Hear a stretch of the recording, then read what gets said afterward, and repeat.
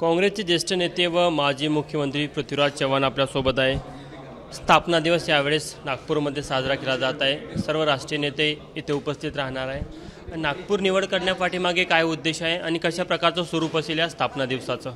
हे पहा, काँग्रेसची स्थापना ही महाराष्ट्रात झाली, मुंबईला झाली आणि कुठं ना कुठं तरी स्थापना दिवसाचा कार्यक्रम छोट्या मोठ्या प्रमाणात होत असतो। लोकसभा निवडणुकीच्या पार्श्वभूमीवर हा कार्यक्रम मोठ्या प्रमाणात साजरा करायचं ठरलेलं आहे आणि त्यामध्ये नव्याने निवडून आलेली राज्य सरकार कर्नाटकमधलं असेल, तेलंगणामधलं असेल, त्यांनीही इच्छा प्रकट केली की आम्ही खूप लोक या ठिकाणी आणू। त्यामुळे मुंबईला करण्यापेक्षा किंवा इतर कुठं करण्यापेक्षा नागपूरला केली तर इतरांना सगळ्यांना सोयीस्कर पडेल। महाराष्ट्रातल्या देखील लोकांना नागपूरला येणं सोपं पडेल म्हणून नागपूरची निवड केली गेलेली आहे। दिवस 28 डिसेंबरचा आहे, जो आमचा स्थापना दिवस आहे आणि खूप मोठी रॅली करायचा निर्णय झालेला आहे। त्या दिवशी वर्किंग कमिटीची बैठक देखील होईल। अशाच प्रकारचा कार्यक्रम तेलंगणामध्ये झाला होता। वर्किंग कमिटीचे सर्व सदस्य आले होते। एक दिवस वर्किंग कमिटीची बैठक झाली, नंतर एक मोठी रॅली झाली। तशाच प्रकारची संकल्पना आहे। ज्येष्ठ नेते म्हणजे वर्किंग कमिटी व्यतिरिक्त गांधी कुटुंबातला कोण कोण या सभेसाठी राहणार आहे? वर्किंग कमिटीचे सर्व सदस्य येतील। लोक किती आणि कशा प्रकारे असणार आहे, म्हणजे काय नियोजन आहे? नियोजन चालू आहे। नियोजनची पहिली बैठक आज झाली। खूप मोठी रॅली करायची आहे।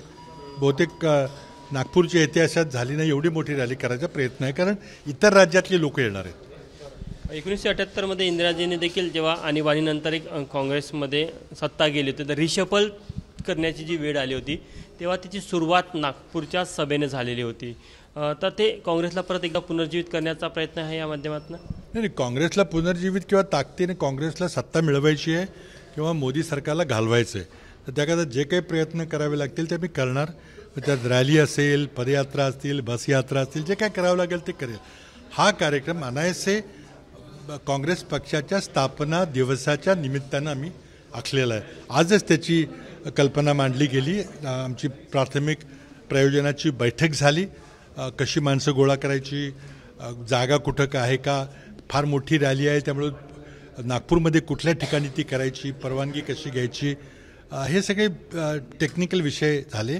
नंतर मोबिलायझेशन महाराष्ट्रातून किती करायचं, इतर राज्यातून किती करायचं, ह्याची कल्पना दिलेली आहे। आणि मग बाकीच्या गोष्टी, मग पब्लिसिटी आहे, मग ट्रान्सपोर्टेशन आहे, लोकांना आणायची व्यवस्था, या सगळ्या गोष्टीची जबाबदारी वाटून देण्यात आलेली आहे। या सभेच्या माध्यमातून लोकसभा निवडणुकीचा एक एल्गार म्हणायचा का? हां, तुम्ही त्याचा अर्थ तसा काढू शकता, पण 28 डिसेंबर हा काही लोकसभा निवडणूक बघून दिवस ठरलेला नाही। हा काँग्रेसचा ऐतिहासिक दिवस आहे। ते 140 वर्ष होत आलेली आहेत काँग्रेस पक्षाला, त्यामुळे त्या दिवसाला मोठ्या प्रमाणात साजरा करायचा निर्णय घेतलेला आहे। ते होते काँग्रेसचे ज्येष्ठ नेते पृथ्वीराज चव्हाण। कॅमेरामॅन व्यंकटेश नायडूसह तुषार कोहळे, ABP माझा, नागपूर।